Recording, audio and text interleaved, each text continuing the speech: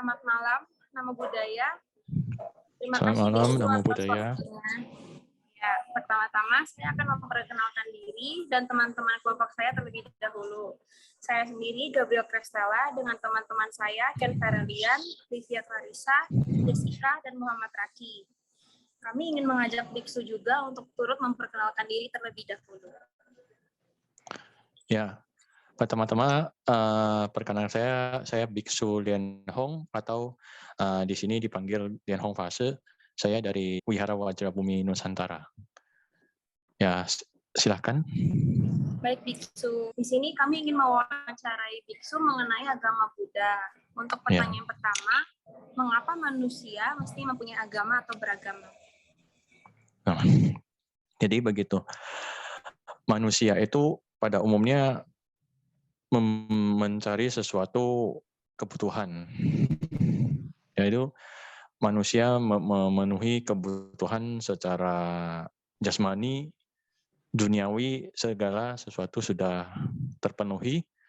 Kemudian ada sesuatu, nah manusia mencari yang namanya kebutuhan rohaniah.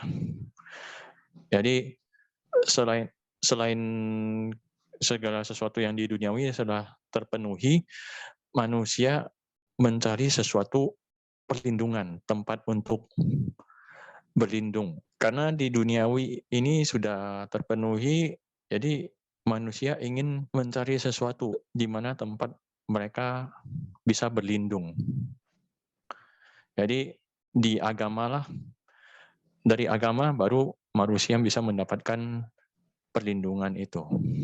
Pertanyaan nomor yang kedua, mengapa manusia perlu mengenalkan toleransi agama dan dialog agama-agama? Nah, jadi karena setiap agama itu, setiap orang yang agama kan ada berbagai agama. Kalau kita tidak ada yang namanya toleransi, setiap agama ingin menunjukkan eksistensinya sendiri, kemudian ingin menyebarkan ajaran sendiri dan menganggap ajaran mereka lah yang paling benar. Tanpa adanya toleransi, kita bisa membayangkan apa yang akan terjadi. Jadi misalnya ada agama A, nah semua orang mesti agama A. Dan agama B juga mengatakan semua orang mesti agama B. Nah itu apa yang akan terjadi. Nah dengan adanya toleransi itu, semua masing-masing pemeluk agama itu bisa saling menghargai dan merasa keberadaan masing-masing agama itu saling melengkapi, menjadi sesuatu yang berbagai agama itu sebagai suatu keragaman. Baik, Biksu, untuk pertanyaan yang ketiga, bagaimana konsep dosa di dalam agama Buddha? Kalau dosa secara umum, pada umumnya orang menggambarkan sebagai sesuatu perbuatan pelanggaran atau sesuatu yang sudah melakukan suatu kejahatan, itu biasa pada umumnya dinamakan dosa. Tapi kalau dalam agama Buddha itu, dosa sendiri adalah, dan di mana dalam agama Buddha itu kita mengenal yang namanya loba, dosa, dan moha, yaitu keserakahan, kebencian, dan kedunguan. Tapi kalau dosa dalam pengertian di sini yaitu suatu pelanggaran. Dan di mana dosa itu bisa tercipta, bisa terjadi, ya karena kita sudah melakukan sesuatu yang pelanggaran yang telah dilakukan, maka terjadilah dosa seperti itu. Tapi kalau dalam agama agama Buddha, kalau dosa itu itu kemarahan. Tapi terlepas dari itu, pengertian secara umum dosa itu terjadi bila suatu pelanggaran telah dilakukan, maka dosa itu terjadi. Dan bila dalam pikiran kita baru merencanakan dalam pikiran, itu belum melakukan, jadi itu belum terjadinya dosa seperti itu. Oke Biksu, untuk pertanyaan selanjutnya, Bagaimana konsep akhir zaman atau kiamat dalam agama Buddha? Nah, dalam agama Buddha juga ada bagian yang membahas tentang akhir zaman ya atau kiamat, yaitu di mana tanda-tanda akhir zaman sebenarnya kalau dari waktunya itu ya yaitu ada zaman ada Buddha Dharma, kemudian zaman orang mulai Buddha Dharma mulai mengalami kemunduran, kemudian ada zaman tidak adanya Buddha Dharma, dan ada zaman yang dimana dikatakan saat itu bumi akan mengalami kehancuran, yaitu jumlah matahari itu terus bertambah, dan di mana bumi itu mengalami panas yang sangat luar biasa sampai mengalami banyak kekeringan dan bencana itu. Nah, itu sudah menuju yang namanya akhir zaman. Tapi terlepas dari itu ya, kita bisa mengambil satu kesimpulan, yaitu akhir zaman itu terjadi bila saat sesuatu yang di luar akal sehat itu sudah terjadi. Yang tadi kan dikatakan matahari terus bertambah sampai banyak, kemudian bumi mengalami peningkatan panas yang luar biasa hingga mengalami kekeringan dan manusia tidak bisa bertahan lagi di sana. Seperti itu. Baik, yang untuk pertanyaan terakhir, kan di dunia ini masih banyak orang nih itu belum beragama, terutama di negara barat ini. Jika ada banyak orang yang tidak beragama, apakah ada hukuman bagi mereka? Bagaimana jika orang beragama justru lebih banyak dosa dibandingkan dengan orang-orang beragama itu? Bagaimanakah keadilan Tuhan di situ? Nah, sebenarnya gini, ada orang yang beragama dan orang yang tidak beragama. Mungkin saja orang yang beragama yang telah mempelajari banyak ajaran kebenaran, tapi malah mereka lebih banyak melakukan kejahatan daripada mereka yang tidak beragama. Mungkin yang pertanyaannya seperti itu ya. Nah, itu ya wajar saja terjadi, di mana kalau orang yang beragama hanya sebatas beragama harus sebagai status saja. Agama sebagai status. Nah, kalau mau mempermasalahkan keadilan Tuhan, ya itu nggak masalah terjadi seperti itu. Kan di dalam agama Buddha mengenal yang namanya hukum karma. Orang yang beragama berarti sudah mengetahui yang namanya ajaran kebenaran. Nah, mereka yang sudah mengetahui ajaran kebenaran, justru mereka melakukan kejahatan, itu tentu saja karmanya jauh lebih berat daripada mereka yang tidak beragama, yang tidak mengetahui ajaran kebenaran dalam agama. Mereka mungkin lebih baik. Nah, yang beragama itu mendapat karma yang jauh lebih berat daripada mereka yang tidak beragama. Seperti itu. Jadi ya, mereka yang tidak beragama itu ya tentu saja masih lebih baik daripada mereka yang beragama dari sisi moralitasnya. Baik, terima kasih atas waktunya. Ya, selamat malam. Semoga semua makhluk berbahagia. Namo Buddhaya. Shalom Kak Regina, terima kasih banyak atas waktunya. Boleh Kak Regina memperkenalkan diri terlebih dahulu? Ya, shalom teman-teman semua. Perkenalkan, nama aku Regina ya, dari Youth Pastor GBI Musi Palem Indah di Palembang. Salam kenal semuanya. Nah, baik Kak Regina, di sini kita ingin mewawancarai Kakak mengenai pengetahuan-pengetahuan agama Kristen. Nah, kita langsung mulai masuk ke pertanyaan yang pertama ya. Pertanyaan pertama, menurut Kak Regina, mengapa manusia mesti mempunyai agama atau beragama? Oke, jadi yang pertama, agama itu jadi pegangan untuk kehidupan setelah kematian di bumi ini. Nah, selain itu, agama juga diperluin ya. Jadi manusia bisa hidup bermoral. Jadi manusia nggak hidup seenaknya gitu, nggak bunuh, nggak curi, dan sebagainya. Karena di agama kan dilarang. Seperti itu. Baik Kak, buat jawabannya. Untuk pertanyaan selanjutnya, mengapa manusia perlu mengembangkan toleransi beragama dan dialog agama-agama? Oke, jadi seluruh agama tuh nggak ada yang ajarin kejahatan ya, semuanya pasti ajarin kebaikan. Maka dari itu kalau misalnya kita kembangin toleransi, kita tuh menaati peraturan di agama-agama kita. Nah, kalau kita malah nggak bertoleransi, kitanya jadi melanggar aturan agama kita masing-masing dan membuat kegaduhan gitu kan. Malah adanya nggak damai gitu. Jadi toleransi diperlukan biar adanya perdamaian sesama agama dan juga antar agama. Seperti itu. Untuk pertanyaan ketiga, bagaimana konsep dosa di dalam agama Kakak sendiri? Oke, jadi di Kristen kami percaya kalau dosa itu pelanggaran atas peraturan-peraturan Allah. Nah, detailnya itu ada di Alkitab, jadi harus dibaca gitu di dalamnya. Oke Kak, thank you untuk jawabannya. Untuk pertanyaan yang keempat, bagaimana konsep akhir zaman atau kiamat bagi agama Kakak? Oke, di Kristen kita percaya gitu, kita dikasih tahu kalau nanti pas akhir zaman ada kedatangan Yesus Kristus kedua kalinya. Jadi kedatangan Yesus Kristus kedua kalinya untuk apa? Untuk menghakimi seluruh umat manusia. Dan seluruh bumi nantinya bakal dihancurkan dan dilenyapkan. Seperti itu. Baik, Kak. Terima kasih atas jawaban atas pertanyaan yang sebelumnya. Untuk pertanyaan terakhir, kan di dunia ini masih banyak orang yang belum beragama nih, Kak, terutama di negara barat. Misalnya jika ada banyak orang yang tidak beragama, apakah ada hukuman bagi mereka?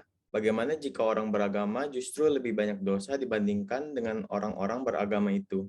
Bagaimanakah keadilan Tuhan di situ? Oke, jadi konsep dosa ya, dosa sama akhirat lah istilahnya. Jadi orang Kristen percaya kalau misalnya orang tuh nggak beragama berarti mereka tuh menolak Kristus. Nah, orang yang menolak Kristus tuh nggak bakal ada di kerajaan sorga. Dan juga kalau misalnya orang yang tanpa agama nih punya dosanya lebih sedikit, tapi dosa itu sendiri bukan penentu masuk surga atau neraka. Karena kalau dari standar dosa semua orang kan buat dosa ya, nggak ada misalnya 1000 dosa, terus 1000 kebaikan, terus 1 kejahatan ya tetap dihukum karena udah buat jahat. Jadi semua orang emang udah buat dosa gitu. Tapi yang menentukan orang masuk surganya atau neraka itu dari imannya. Jadi kalau ada iman, itu mereka selamat. Meskipun dosanya bisa dibilang lebih banyak daripada orang-orang yang sebenarnya nggak beragama. Seperti itu. Terima kasih, Kak, atas jawaban dari yang kita tanyakan buat hari ini. Dan terima kasih juga telah meluangkan waktu Kakak bersama kami untuk proyek kami kali ini. Selamat siang, Kak. Terima kasih. Thank you, Kak. Thank you, Kak. Oke, sama-sama Thank you, Kak. semuanya. Assalamualaikum warahmatullahi wabarakatuh. Sebelumnya saya ingin berterima kasih kepada Bapak Taufik atas waktunya untuk membantu kita dalam wawancara mengenai pengetahuan agama Islam. Mungkin untuk Bapak Taufik sendiri bisa memperkenalkan diri terlebih dahulu. Saya Bapak Haji Ahmad Taufik yang dahulu ngajar di Jawis 2. Ya. Oh iya. Untuk pertanyaan yang pertama, mengapa manusia di dunia ini mesti mempunyai agama atau beragama? Menurut Bapak gimana? Kalau menurut saya berarti menurut Islam. Jadi orang itu harus beragama, memang agama ini yang berarti tidak dalam bahasa Sanskerta agama itu kacau. Jadi orang yang beragama ini tidak kacau. Artinya punya pendirian, punya sesuatu tujuan hidup, kemudian juga setelah kematian, kemudian juga dia akan berpegang kepada satu tempat dia bergantung, itu agama. Ya. Jadi memang hakikatnya dalam Islam ini, ya menurut Islam, bahwa seseorang ini mereka sudah diberikan kepercayaan dengan Tuhannya. Ketika di alam arwah, sebelum kita masuk ke dalam kandungan seorang ibu, maka di alam arwah itu sudah dipertanyakan oleh Tuhannya. Apakah aku Tuhanmu? Itu di dalam Islam. Nah, mereka para arwah semua yang belum masuk ke kandungan ibu mengatakan, iya, aku menyaksikan. Qalu syahidna, ya menyaksikan. Itu ada di dalam Al-Quran. Nah, kemudian setelah itu barulah dia dikirim ke kandungan ibu setelah 120 hari. Jadi 40 hari pertama dia malam pertama, kemudian sperma, 40 hari kedua adalah segumpal darah, 40 hari ketiga segumpal daging. Jadi semua 120 hari barulah Tuhan, ya Allah ini dalam Islam memberikan atau mengirimkan ruh melalui malaikat di rahimnya. Nah, setelah itu mulailah bergerak dia punya rahim bagi yang wanita. Ketika bergerak berarti masuknya ruh dia ke dalamnya. Artinya janin sudah bakal menjadi bayi. Andai kata orang tuanya nggak mempunyai agama, berarti sudah menyalahi daripada aturan. Kenapa? Orang yang tidak beragama itu yang disebut ateis, maka dia akan merasa kacau tadi sesuai dengan bahasa Sanskerta. Ya, ketika dia mengadu dengan Tuhannya pada saat kondisi yang sudah tidak memungkinkan. Satu contoh lah, seseorang yang memang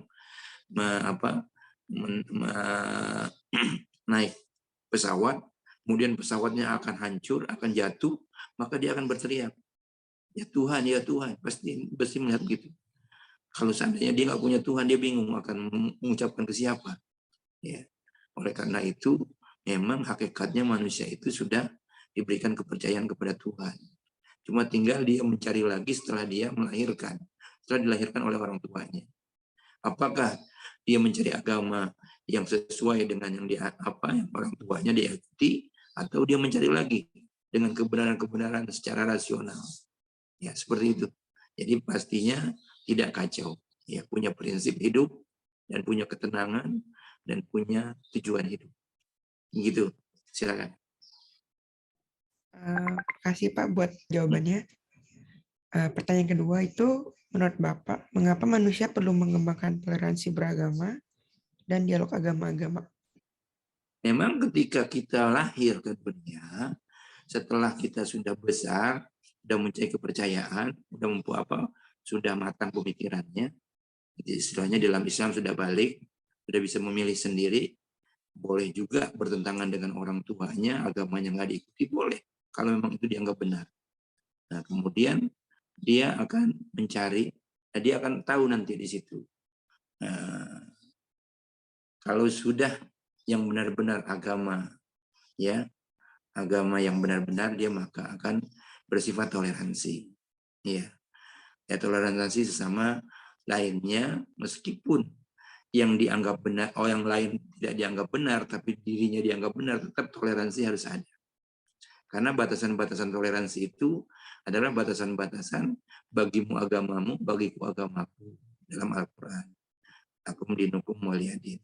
Kemudian prinsipnya juga, ya tidak boleh mengganggu orang lain, ya tidak boleh menghina agama orang lain, karena agama kita memang mengajarkan begitu. Ya, itulah perlu toleransi sehingga hidup rukun bersama, lebih-lebih di Indonesia yang memang memang bermacam ragam agama yang ada di negeri ini. Baik, terima kasih Pak. Untuk pertanyaan ketiga, bagaimana konsep dosa di dalam agama Bapak? Dosa itu ya berarti kesalahan. Ya, kemudian sesuatu melanggar apa-apa yang diatur dalam agama. Nah, kalau umpamanya kita melakukan seperti itu, maka akan mendapatkan dosa. Dosa apa? Dosa sesuatu yang karena sanksi, ya, karena sanksi yang dilakukannya, maka dia akan mendapat satu sanksi, gitu ya. Jadi ada ada janji, ada ancaman dalam Islam. Kalau janji itu orang yang berbuat baik maka akan dijanjikan nanti akan bahagia di kemudian hari setelah kematian. Karena dalam Islam itu ada 5 alam, ya. 5 alam. Alam pertama alam arwah, ya, di mana ruh tadi yang saya katakan. Ya, harus ditanyakan apa? Bukankah aku ini Tuhan? Gitu. Nah, kemudian yang kedua ada alam yang disebut dengan alam rahim. Pada saat dari arwah dimasukkan ke rahim. Nah, 9 bulan 10 hari manusia disitulah di alam rahim. Ya. Kemudian yang ketiga di alam dunia seperti sekarang yang kita rasakan. Ya. Kita mengetahui, kita bisa memilih, bisa cari yang benar, yang salah. Ya. Kita bakal mendapat dosa, mendapat pahala ketika kita hidup ini kalau memang tidak sesuai dengan agama. Nah, kemudian ada akibatnya. Sesuatu perbuatan pasti ada akibatnya. Akibat baik dan akibat buruk. Ketika dia melakukan suatu kebaikan, maka dia akan berakibat baik, ya, kenikmatan. Tapi ketika dia melakukan satu perbuatan jelek yang dilarang Tuhan dengan agamanya, maka dia akan mendapatkan satu akibat yang buruk, yang jelek, yang tidak enak dirasakan. Untuk pertanyaan selanjutnya, bagaimana konsep akhir zaman atau kiamat dalam agama Islam, Pak? Dalam agama Islam, kiamat itu udah pasti. Cuman waktunya belum diketahui kapan. Ya, Allah merahasiakan tentang kiamat. Nabi pun, Nabi yang mulia, ya, utusannya pun, ya, Nabi Muhammad SAW itu pun tidak tahu. Meskipun beliau adalah orang yang paling dekat dengan Tuhan. Ya, orang pilihan, ya, Nabi Muhammad. Bahkan di situ dijelaskan kiamat itu nanti datangnya hari Jumat. Ya. Kapan? Gak ada yang tahu. Ya. Nah, kemudian itu pasti. Karena setiap kita pasti akan rusak. Ya, kita hidup, kita punya mobil itu akan rusak. Sampai kapanpun bakal rusak. Kita punya rumah pun akan rusak. Gak ada yang abadi. Gak ada yang kekal. Nah, itulah yang disebut dengan kiamat. Dunia pun demikian. Nah, karena di utusan yang terakhir di antara utusan-utusan Tuhan, yaitu Nabi Muhammad yang terakhir. Karena nggak ada nabi lagi setelah Nabi Muhammad. Makanya itu dikatakan kiamat sudah dekat lagi. Nah, oleh karena demikian kiamat pasti ada. Tanda-tandanya tadi yang seperti Bapak bilang, ya. Nah, kalau udah kiamat berarti sudah masuk ke alam akhirat, iya. Dan itu pun pada saat alam akhirat, maka orang-orang yang meninggal dari zaman Nabi Adam, ya, nah, utusan Tuhan yaitu Adam, di zaman Adam yang meninggal nanti dibangkitkan kembali. Dia akan diminta pertanggungjawabannya, termasuk kita, ya, kumpul lagi, dibangunkan, ya, namanya Yaumul Ba'tsi, hari kebangkitan dalam akhirat itu prosesnya. Ya, jadi seperti itu. Terima kasih. Baik Pak, terima kasih atas jawabannya. Untuk pertanyaan yang terakhir, di dunia ini masih banyak orang yang belum beragama, terutama di negara barat. Jika ada banyak orang tidak beragama, apakah ada hukum bagi mereka? Menurut ya, kan tadi kita sama-sama udah tahu. Agama ini penting karena nanti ada kehidupan setelah kematian. Ya. Memang ada yang memahami tidak ada kehidupan setelah kematian. Makanya kalau orang yang memahami tidak ada kehidupan setelah kematian, maka bebas. Ya. Dia bebas berbuat apapun bebas karena dianggap nanti nggak ada kehidupan lagi setelah kematian. Nah, bagi orang yang memahami bahwa ada kehidupan lagi setelah kematian, merasa riskan. Bagaimana aku nantinya? Apakah aku disiksa? Ya, disiksa itu. Nah, makanya dalam Islam karena memahami, bahkan mungkin agama lain juga begitu, memahami ada kematian, kehidupan setelah kematian, maka dia akan mempersiapkan diri. Nggak semenang-menang hidup ini. Diatur, ya. Nah, jadi kalau umpamanya nanti di sana, apakah bagaimana orang yang nggak mempunyai agama, ya jelas saja ada sanksinya. Kalau menurut yang ada kehidupan setelah kematian. Nah, bagi yang memahami tidak ada kehidupan setelah kematian, ya sudah, maka dia berani bebas segala macam, ya. Ya, meskipun dia tunduknya kepada aturan-aturan dunia saja, aturan pemerintahan dan lain sebagainya.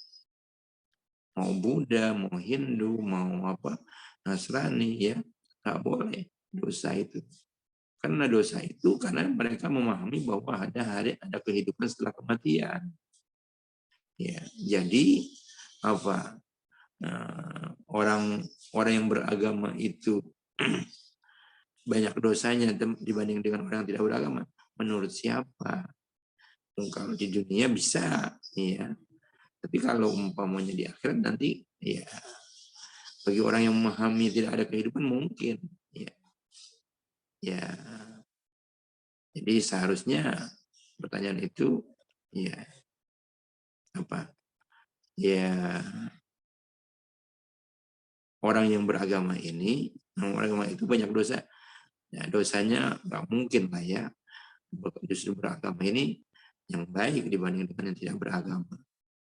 Makanya asal muasal penduduk ya, nenek moyang kita Indonesia itu beragama.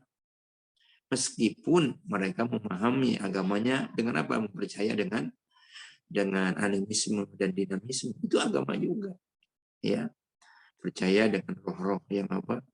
Yang hidup, kemudian sesuatu ada ruhnya bergerak. Nah, itu kepercayaan juga, berarti ada sesuatu yang memang dia beragama, bukan tidak beragama. Ya. Menurut Tuhan, ya Tuhan manapun yang namanya adil, ya adil, menempatkan sesuatu pada tempatnya. Ya. Bagi Islam mutlak keadilan itu sesuatu yang memang menjadi orang akan dia mulia, dia akan masuk ke surga, ya bahkan orang adil ini pahalanya besar sekali, ya pahalanya besar sekali. Nah, jadi biar bagaimanapun itu adil harus dijadikan satu patokan untuk kita semua. Orang yang nggak adil berarti kan zolim, tidak menempatkan sesuatu pada tempatnya. Disuruh sholat nggak sholat, disuruh percaya sama ini nggak percaya, itu kan zolim. Naik motor disuruh berhenti pada saat lampu merah nggak mau berhenti, ya kan akibatnya juga dia rasakan sendiri. Ya. Nah, seharusnya dia nggak boleh lewat situ, dia lewat juga, nggak taunya di situ ada lubang. Itu kan zolim, nggak menempatkan sesuatu pada tempatnya. Tapi kalau dia adil, bagus. Ya. Nah, kita kadang-kadang gitu.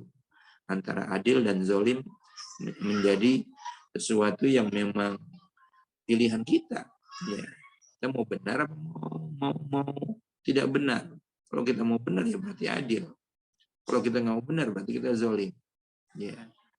Sekian itu pertanyaan-pertanyaan yang ingin kami tanyai hari ini.